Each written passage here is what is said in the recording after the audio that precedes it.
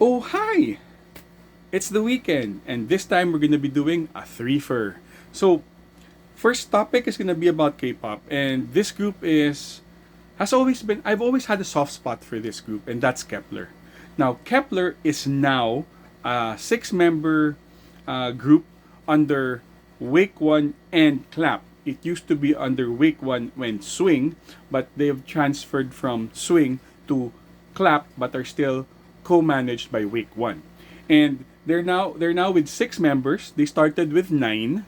They lost two to when they did their contract renewal, and then when they renewed, one went on medical hiatus, and then left. So they're currently six. So Eugene is still the leader. Eugene is still there. They've got shouting, and you've got Hikaru, you've got Dayon, you've got Cheon, and you've got Bayi.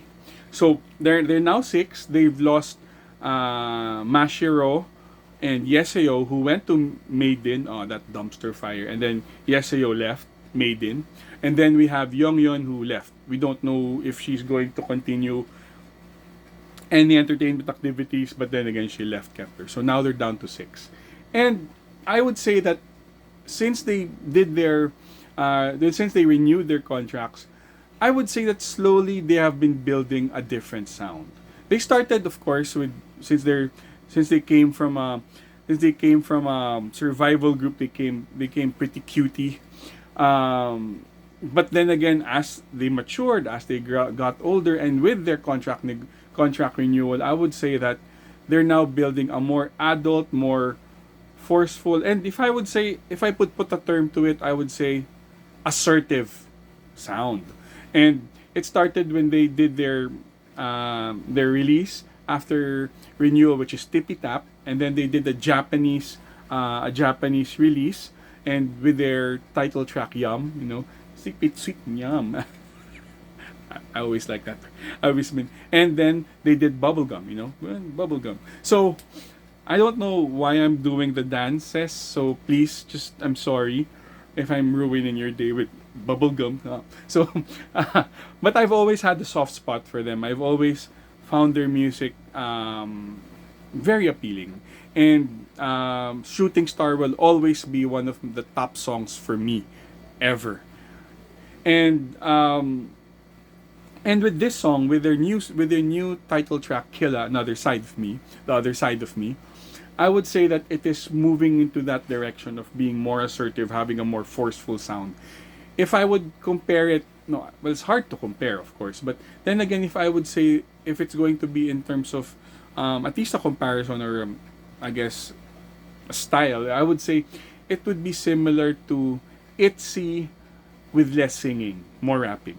It could be like a baby monster with less hip hop. It's something that there is the rap part. Hikaru with Killa. Hikaru really showed her rap skills.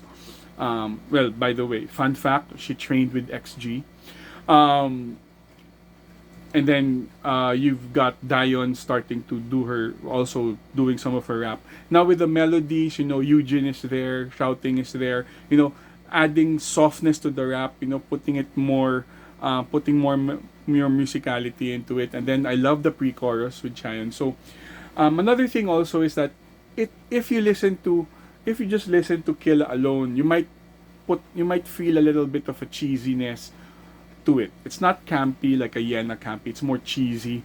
But if you look at the total performance, I would say that you'd see the difference. Because I will stand on that hill where K-pop is not just about the music. Of course, it's the music, it's the sound, right? But then again, K-pop should be taken in totality. Music video, performance. A lot of K-pop songs got better, looked better, sounded better, got appreciated more when they see the performance, when they see everything else. Case in point, that's a no-no. It got its resurgence when they saw Itzy perform it at a concert. Most people never understood what Not Me was, or Not Cute Anymore with the song. They saw the performance, they saw the music video, then they appreciate. This is the same thing. Watch the music video of Killa, you can see that it's first budget. I know they really spent money on it. Sets, effects, outfits. They oh, of course, shouting is shouting, but then again, everybody looks so good. More mature, a lot more sexy. Yes, it is. But then again, it suit the song, it suit their vibe. It's beautiful. Um, Dance. Okay, I love the part where they were moving from different combinations. You'll see that. By the way, I'll put the music video. I'll put the live performance, their Mnet performances, in the description for you guys to check out, and to understand and see the total performance. Choreography. I love the part when they were doing the chorus, Killa, that. But good thing, in towards the end they didn't do that anymore, because it would be cheesy if they kept doing that. Also with that, they with that thing with Dion doing, it's so cool. It's putting more attitude in their image, and their so in the performance. So I would say that I would say that, well, sentimentally it's still Shooting Star, but I would say this is one of their better no one of their best songs. I would say this might be their best MV. Okay, again, sentimentally it's Shooting Star. I can't I'll always feel emotional watching it, or even listening to it. But I would say Killa is up there. They're moving. They're moving on. They lost 3 members. Now it's them. This is the unit, and I would say that with their resiliency and their obvious talent, they're still gonna be there, and I'm happy that they're still there. They're still fighting it out, and they're coming in strong in 2026 with this. They're coming in really really hot with Killa, and you gotta check it out, because musicality, the video itself, the performance is just amazing. Because I'm gonna tell you this, Kep1er's Killa is definitely a Thrilla.